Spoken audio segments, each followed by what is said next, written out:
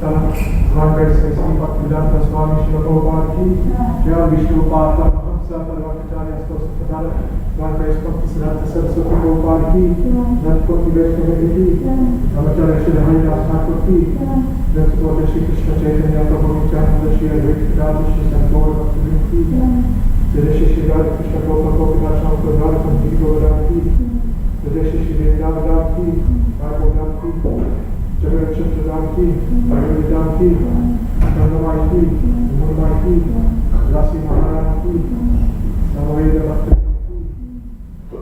Nurmala Hanaya Ter ki, Ogras Samudravati Hare Krishna, Ogras Samudravati Hare Krishna, Ogras Samudravati Hare Krishna, Ogras Shri Guru Krishna Bhagavatam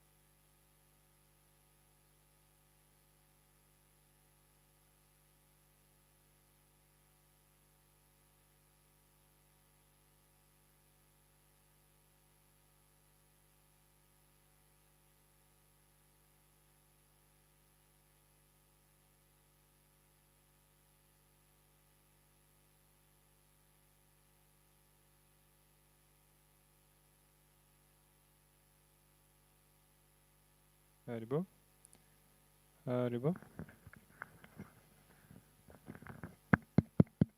Haribo. Haribo. Haribo. Sorry for the delay. Please, just in a few minutes, the class will start.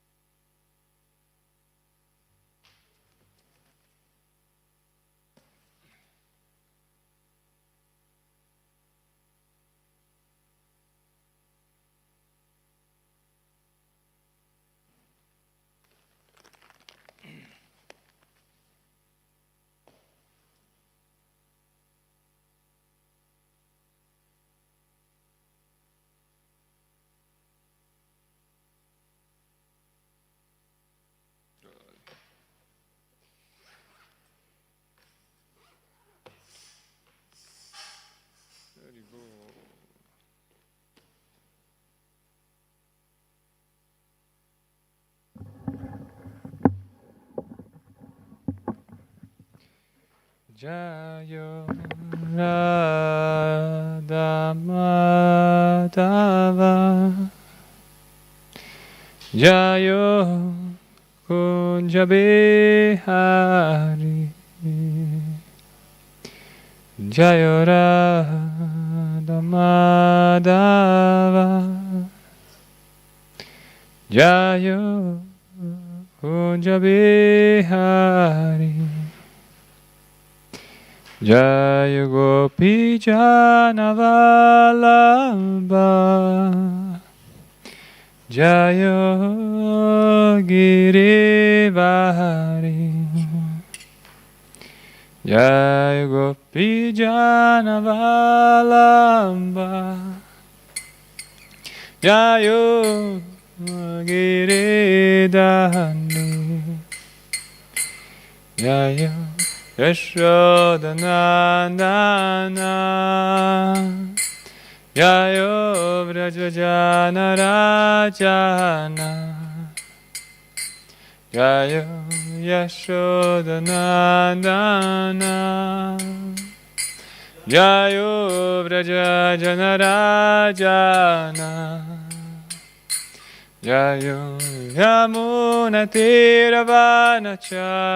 Tiravanachari Jayo Kunja Bihari Jayo Yamuna Tiravanachari Jayo Kunja Bihari Jayo Radha Madhava Jayo Kunja Bihari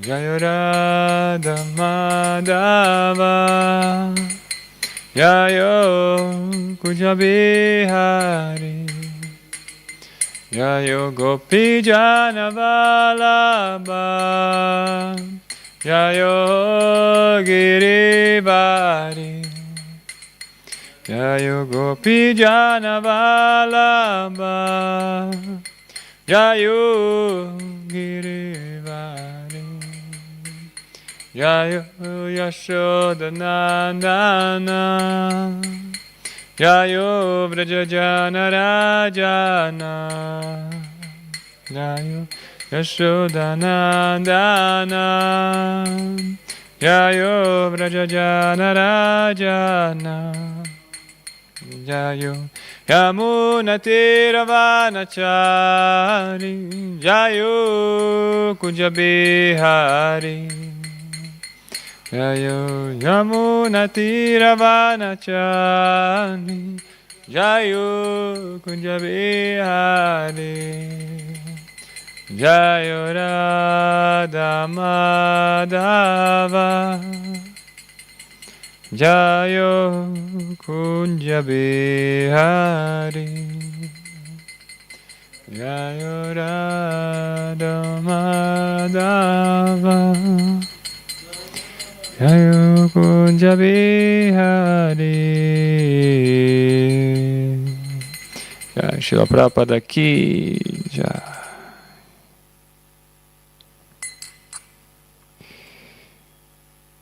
Just a second. Yes, we are here. Om Namo Bhagavate Vasudevaya. Om Namo Bhagavate Vasudevaya. Om Namo Bhagavate Vasudevaya.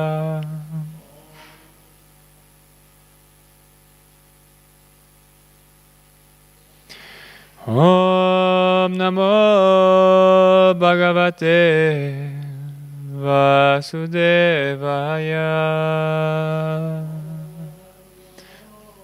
Bhagavate Vasudevaya. Jai. Thank you very much everyone for coming. Today we are continuing with Bhagavad Gita. We have ecstatic, really nice verses today. Bhagavad Gita, second chapter, the content of the Gita summarized, verses 44 and 45. We can maybe recite 44. It's more popular. It's also in the part of Bhakti Shastri. So, Bogai Ishvarya Prasaktanam Dayapahrita Chetasam Vyavasayatmika Buddhi Samadaunya Vidiyate Boga Ishvarya Prasaktanam Dayapahrita Chetasam Vyavasayatmika Buddhi Samadaunya Vidiyate Boga Ishvarya Prasaktanam Dayapahrita Chetasam Vyavasayatmika Buddhi Samadhauna Vidiyate.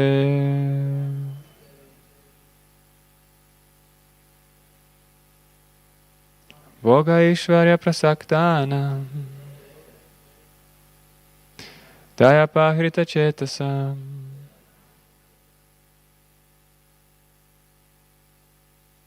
Vyavasayatmika Buddhi Samadhauna Vidiyate. Jai. Boga, to material enjoyments, Aishvarya, and opulence, Prasaktanam, for those who are attached, Taya, by such things, Apahrita Chetasam, bewildered in mind, Vyavasayatmika, fixed in determination, Buddhihi, devotional service to the Lord, Samadau, in the controlled mind, Na, never, Vidiyate, does take place.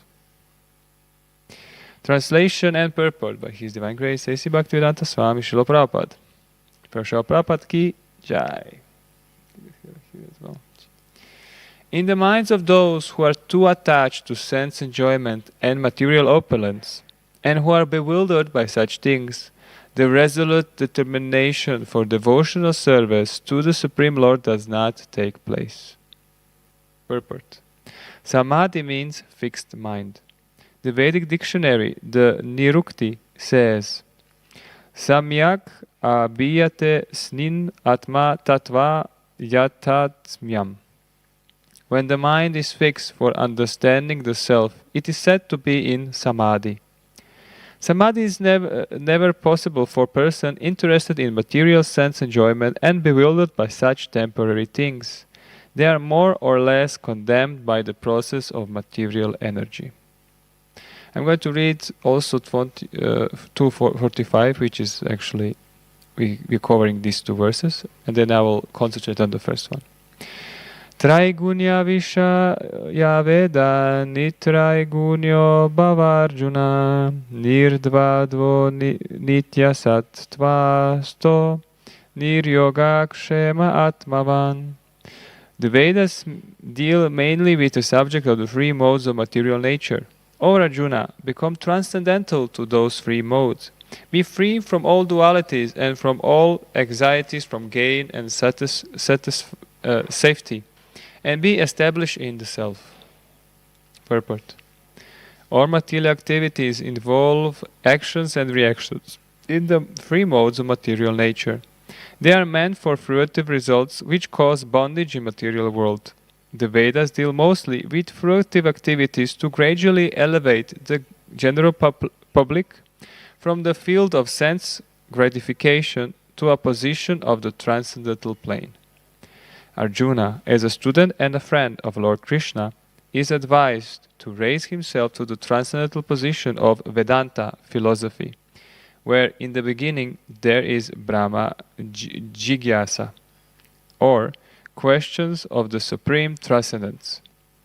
All the living entities who are in the material world are struggling very hard for existence, and I think we see this very much today. For them, the Lord, after creation of the material world, gave the Vedic wisdom advising how to live and get rid of the material entanglement. When the activities for sense gratification, namely the Karmakanda chapter, are finished, then the chant for spiritualization is offered in the form of Upanishads, which are part of different Vedas. As the Bhagavad Gita is a part of the fifth Veda, namely the Mahabharata, the Upanishads mark the beginning of transcendental life. As long as the material body exists, there are actions and reactions in material modes. One has to learn tolerating in the face of dualities such as happiness and distress, or cold and warmth, and by tolerating such dualities become free from anxiety regarding gain and loss. The transcendental position is achieved in full Krishna consciousness, when one is fully dependent on the goodwill of Krishna. Om Jnana Timirandasya Jnana Jana Shalakaya Chakshum Militam Yena Tasmai Shri Guruve Namah Shri Chaitanya Namo Bhishtam Swapitam Yena Bhutale Swayam Rupam Kadan Mayam Tadanti Swapadantikam Vandeham Shri Guru Shri Uttapada Kamalam Shri Guru Vaishnavamscha Shri Rupam Sagrajatam Sahagana Raghunatan Vitam Tam Sajivam Sadvaitam Savadutam Parijanam Sahitam Krishna Chaitanya Devam Shri Radha Krishna Padan Sahagana Lalita Shri Vishakam Vitamscha He Krishna Karuna Sindhu Dinabandhu Jagatpate Gopesha Gopeka Kanta Radha Kanta Namostute Tapta Kanchana Gaurangi Radhavinda Vaneshwari Vishabhanu Sute Devi Pranamami Hari Priye Vanchakalpatarubhyascha Kripasindhubhyevacha Patitanam Pavadebhyo Vaishnavebhyo Namo Namaha Jaya Shri Krishna Chaitanya Prabhu Nityananda Shri Advaita Gadadhar Shri Vasati Gaura Bhakta Vrinda Hare Krishna Krishna Krishna Hare Hare Hare Rama Rama Rama Hare Hare.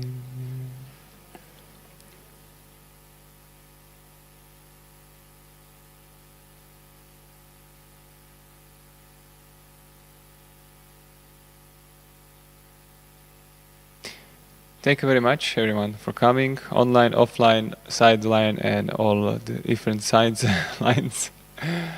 today we are speaking about one really actually relevant verse, which is not only meant for non-devotees, for aspiring devotees, but very much for all of us. So many times when you're reading some verses, we would say, oh, people who don't have any faith, any tendency for spirituality, or don't have determination, we think that these people are someone outside. Some people that are not Krishna, not devotee, he's not practicing, he's not chanting 16 rounds or whatever rounds. We think that these people are, that we are surpassed them. We did it's not us because we are reading Bhagavad Gita, so it's not us, right? The ones that are not reading Bhagavad Gita, who are not chanting, or they don't know about Krishna consciousness, they are the ones who are bewildered, attached, without this, doubting, without faith. But actually, or impersonal as well. But actually, if we would introspect, and if we would actually evaluate ourselves, we would find so much ourselves doing the same thing. And believe it or not, this would be, until we realize that, this would be the stepping stone why we are practicing our spiritual life for 5 years, 10 years, or few years, and we do not get spiritual advancement that we could have. I would just also mention for the devotees that are online and everybody who's listening online, we have a YouTube, on YouTube Live, we have a chat. It's called a chat next to the live video. So please, I would like to also hear your comments, your reactions.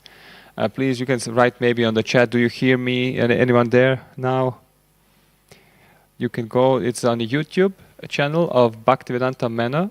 There is a live mission now, and we would like to keep in contact with you, so you can ask questions, send some recommendations, comments. Please, we would like to hear you up as well. And I'm also when I'm asking questions, I also would like to hear your answers as well. I will read the verse again.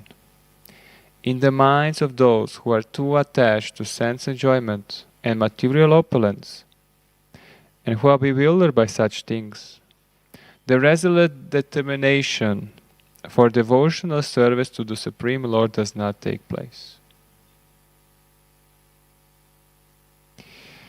So my question for all of you, maybe in the audience, you have here one of our senior devotees, really inspiring, Srinivas Prabhu, really potent. I have a question. How many of us think we have a resolute determination for devotional service? And what does that actually mean?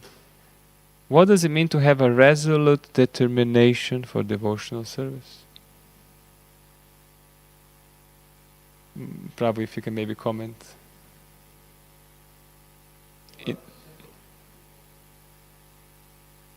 Focus your mind in pleasing Krishna. It's really simple, isn't it? But how many devotees we can see they are fully fixing like this? Generally, if you'd like from the, how many can we find ourselves? How much we are fully determined to serve Krishna? Resolute determination. And what does that mean? So my question is, devotional service, is the devotional service number one thing in our life? For devotees that are listening, maybe I would like to also see some comments on the chat if anyone is here. Oh, Bishal, tell me, is devotional service number one thing in your life? You don't know? Yeah, isn't it? Is it a hobby? Or is it something that you start your day with, or maybe end your day with, but in the middle, you are like, I have a job, I have my devotional life, and then I have my job, I have my family, And then I have a devotional life a little more after that, isn't it? And I actually also find myself as well once when my Guru Maharaj told me that he has really small amount of serious devotees, serious disciples. It was because I was thinking that I was looking at spiritual life as a hobby. So it's not like, so are we actually thinking of serving Krishna every moment with our family, with our friends, while we're eating prasadam, honoring prasadam? Or we are actually, thinking about how to, speak with other devotees about random things, how to have our free time, leisure time. Let me just have like some free time from devotional service. So it's okay. Don't let me wrong. But the thing is, we as a soul, we actually want to live the life of a soul. So we want to come to the point that we have a taste and we want to actually be engaged 24 hours. Srila Prabhupada said we have to be engaged 24 hours. He didn't say we have to be engaged 1 hour a day. Isn't it? He said we have to be engaged 24 hours. I'm still trying to figure out how to be engaged while sleeping. Maybe Srinivas, you can tell us how to be engaged while sleeping. Do you have idea? How to be engaged in devotional service? Not to waste time. Oh, that's a good point. It's actually one of the 4 regulative principles, right? Not to waste time, and it goes under not gambling, isn't it?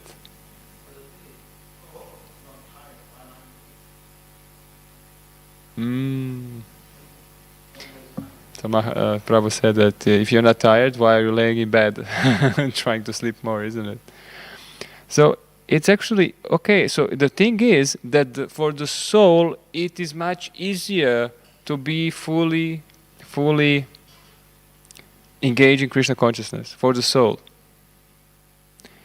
And actually, it is actually really, it's really tired. It makes us really tired to do anything else. And that's why we see even devotees here that are fully engaged in devotional service. They are always enthusiastic. They are always full of energy. Because when we are actually practicing spiritual life, the soul is emanating outside of the body and it's ecstatic. So it's not, you come after 3 hours of pot washing and you are like more energized than you came. It happened only once to me, only once, but okay, it's a good experience, you're coming there. So it's interesting because you can practice, you can be in the manor, you can be in the temple, you can be a brahmachari, you can be a monk for 5 years, and you're like engaged in all this service, but does resolute determination for devotional service, does it start to develop or not?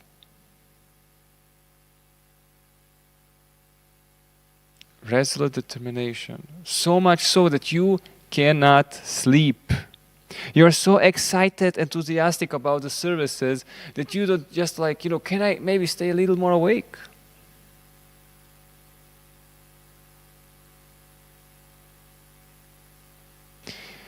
Yes.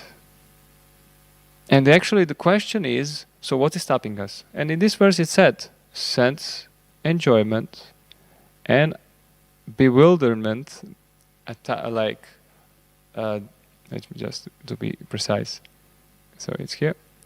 Sense enjoyment and material opulence. What does it mean, material opulence? Means that any material things in life have some value. For the body, yes. For this temporary life, yes. It has a value. But until and it's not a point that, you cannot have opulence. You shouldn't have opulence in life. No, we shouldn't be attached to the opulence. That's the point. It's not that if you're a monk, that you don't have anything, you are like, a beggar in the street. No. That means that you're not attached to it. You are not owned by your things.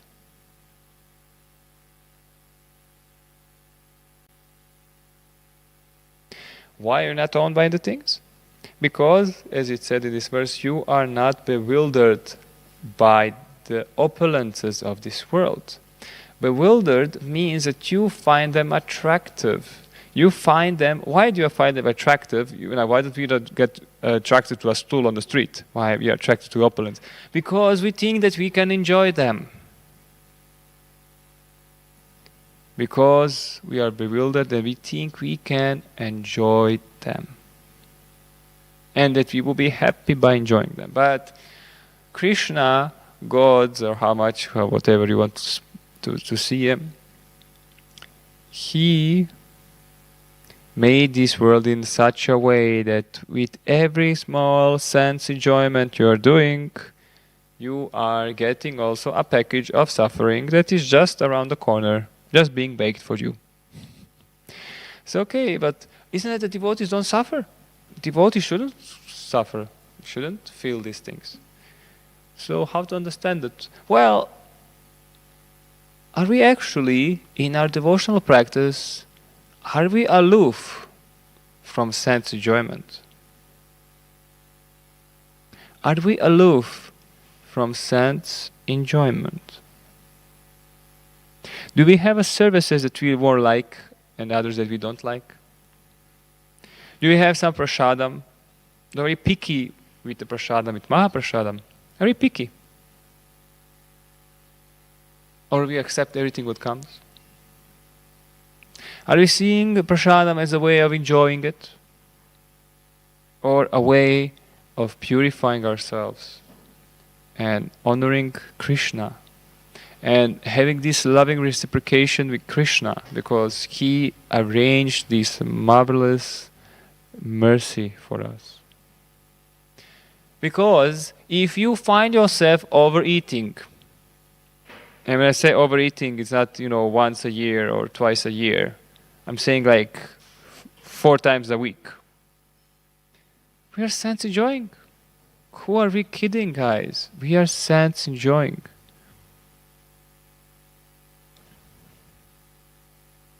And how do we know?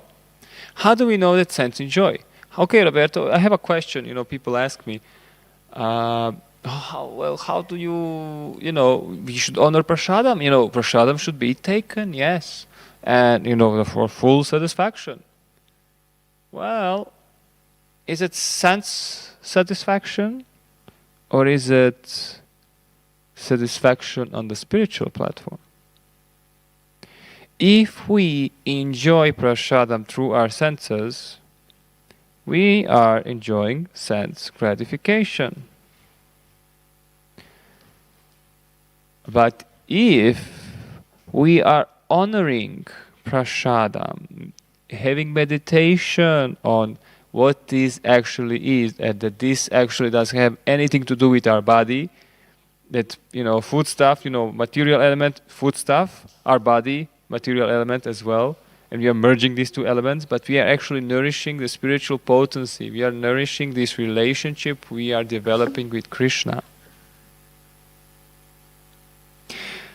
To back this up, I have a Vaishnava etiquette here with me.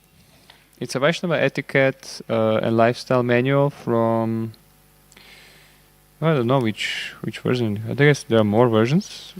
Where is it from? This is Bhaktivedanta Manor, 2015 and 2017 last edition. So just have a glimpse of it. How to honor prasadam. Because I find, it's why I'm speaking about prasadam, because this is my biggest sense enjoyment. And it's literally sense enjoyment. It's literally, I feel my spiritual my spiritual consciousness reducing after going for prasadam. And I'm like, wait a second. It's like, I have amazing morning program, everything, and then I go for breakfast and I indulge in it like anything, and then I just feel low in energy, totally devastated, totally tired, demotivated, no determination for the service that I'm coming, and I just want to sleep. So it's like, wait a second, I'm doing something wrong here. Because we are not honoring prasadam. We are not honoring prasadam, actually. And in Srimad Bhagavatam, on is it what's it? Kardama Muni, the father of Kapiladev, in 3rd chapter. It is mentioned how he was really fit and effulgent, and Srila Prabhupada mentions in the purport that actually brahmachari should be fit, healthy and effulgent. I mean, let's be honest, how many we find the brahmacharis are kind of well-fed in the sense that they have a really big stomachs. So, and even Bhaktisiddhanta Saraswati, if he saw person getting fat in his mat, this was a sign for him that persons are enjoying the facilities of the Gaudiya mat, and that they are just sleeping and eating, or not working enough. Because the thing is, we should feel more connected to Krishna after every meal. And the only way how to do this is we are actually honoring it properly. Then we will feel more connected and we will feel satisfied, spiritual satisfaction, and we will not need to eat plenty. We will actually be happy to eat minimum. Because if the moment you start to eat more than minimum, your meditation on Krishna stops. Your senses take over.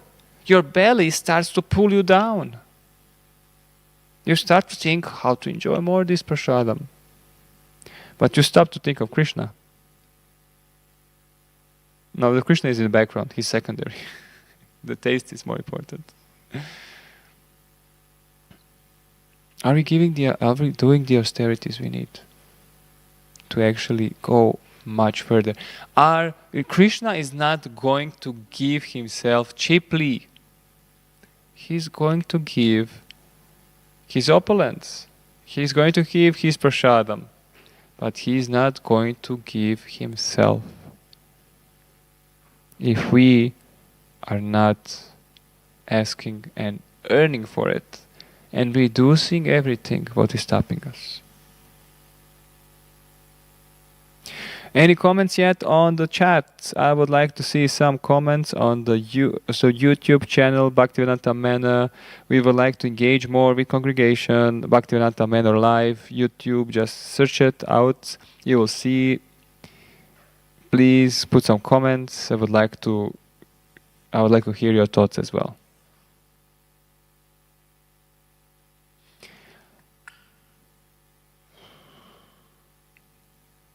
So I will just give like a few hints from the Vaishnava etiquette about honoring prasadam.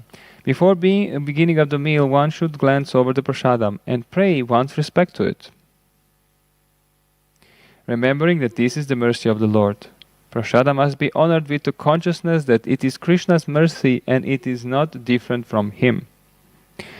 So we as a soul, we don't need food. Soul doesn't need the food. And even the body doesn't need so much food. Not so much, maybe like a really little. Our sense gratification needs a lot. Our tongue needs a lot. That's the other thing. So actually, conscious that, but we need this connection with Krishna. This is what we need. Therefore, expect when necessary for preaching, one should maintain silence. And it is mentioned in Srimad Bhagavatam why silence one of the qualities of Vaishnava. Because the more you are silent, and I know I'm the one who's really also like to speak, when you're silent, it's much easier to think of Krishna. Maybe it can be awkward, you're in some place with another devotee and you're both quiet, it looks personal and such. And if you're not in the level of meditating constantly about Krishna, then it can be awkward. But actually, if you're more advanced, then devotees will not speak necessarily. They can be in the same role, so meditating on Krishna, thinking how to serve Krishna, and they will not feel awkward next to each other. I have to say that I find myself sometimes like as a habit, you're like, there's a devotee, maybe you should approach it, maybe you should be a friend, with the devotee.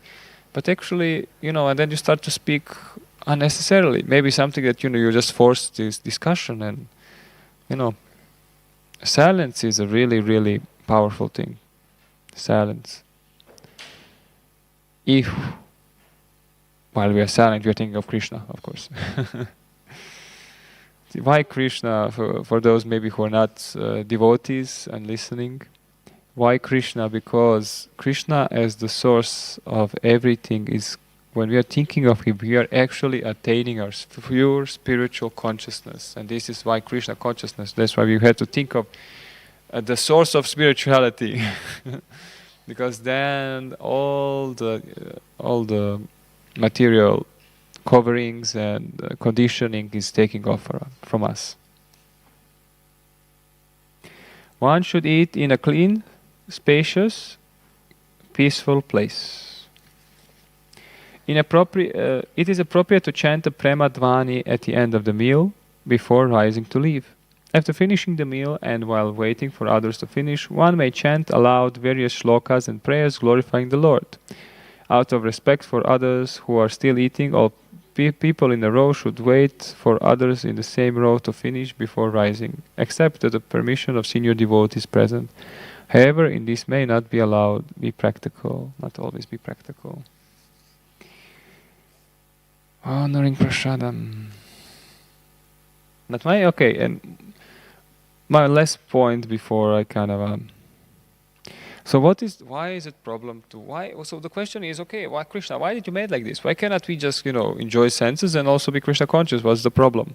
Why do you make this system that because I am, indulging in, let's say, in the prasadam, let's say as an example, I cannot have fixed determination? And I want to make a distinction. You can have a distinction like determination, okay, I will do my services. But determination, like resolute determination, means I want to serve Krishna. I don't want to do anything else. This is resolute determination. And why we don't come to that? Why? Because of sense gratification, sense enjoyment, contemplating of, how to enjoy this service, that facilities, or, this part of the anything. Why? Because Bhagavad Gita 262. Dvavatos Vishwan. A second, I have to do this way.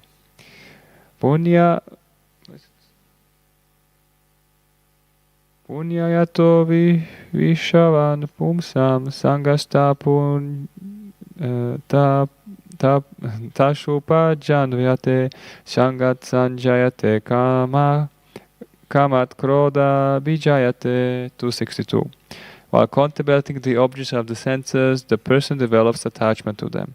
So we develop the attachment, contemplating on prasadam, of the taste and opulence of prasadam, and we attach to the taste of it, attachment to that prasadam. And from such attachment develops lust, and from lust anger arises.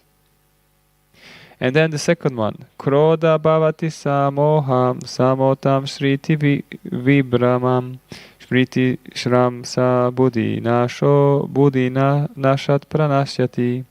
From anger, complete delusion arises, and from delusion, bewilderment of the memory. When the memory is bewildered, intelligence is lost, and when intelligence is lost, one falls down into the material pool. So we are attached to the enjoying prasadam. We get we're craving for it. We are actually start indulging it, and we start to actually lose our intelligence. Intelligence in the way. Why intelligence? There's two ways that acharyas also comment this as not only intelligence but determination. Anything material that you want to enjoy, even if it is inside Krishna consciousness, you have to be somewhat covered with illusion that you as a soul, through the material body, can enjoy it. So if you are not enjoying if you're not enjoying the thing of serving Krishna, if you are not enjoying, I cannot express myself, I guess. I shouldn't. if you cannot enjoy the service attitude and the chanting of the holy name and serving Krishna in different ways, if you are not enjoying this service mood, not that you are indulging in it, but that you just love serving Krishna, then you will try to enjoy different material things in your devotional life. Or devotional aspects, you will try to indulge in it in a material way. And not you will try, you will do it actually. You will start, let's say, again, with prasadam, with seva, with chanting, it has to be like, pleasing for me to chant. You will try to enjoy this on material way. And the only way that the soul can enjoy something like external material things is that he is covered by Maya.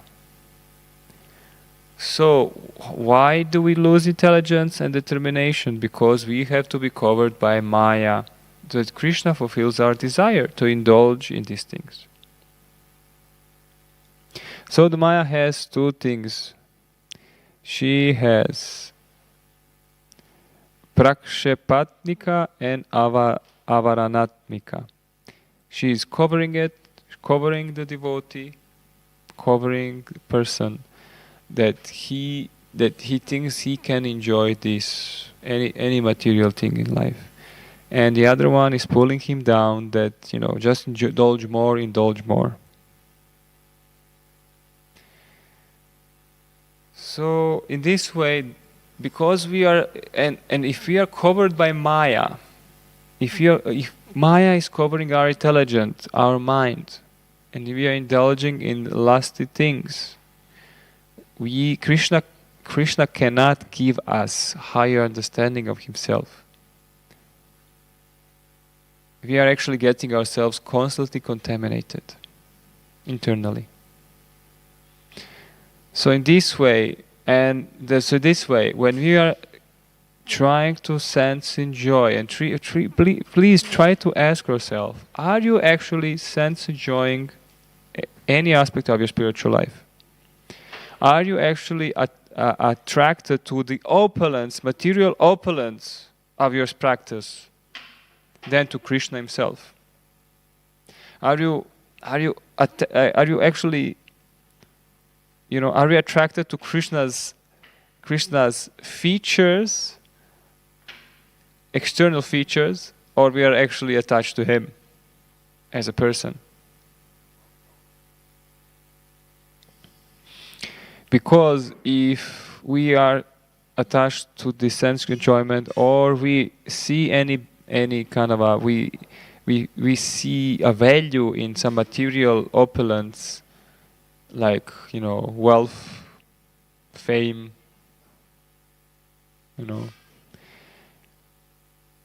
woman in the sense for man, and maybe the opposite for woman, man, and we don't see Krishna, that means that we have to be covered by certain amount of illusion. And that's why, because we are illusioned, we don't see things clearly, and because we don't see things clearly,